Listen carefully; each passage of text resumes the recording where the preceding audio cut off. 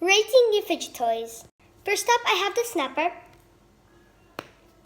I love the colors. It snaps very well. Definitely a 10 out of 10. Infinity cube. 9 out of 10. It's a bit hard to fold. A classic dimple. 10 out of 10. It's very soft and nice. So my mom brought me a new one because my other one broke.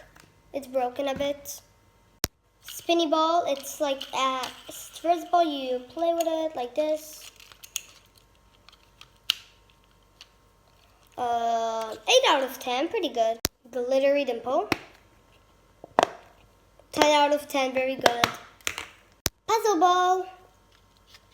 You just match the colors and I will give it a 10 out of 10.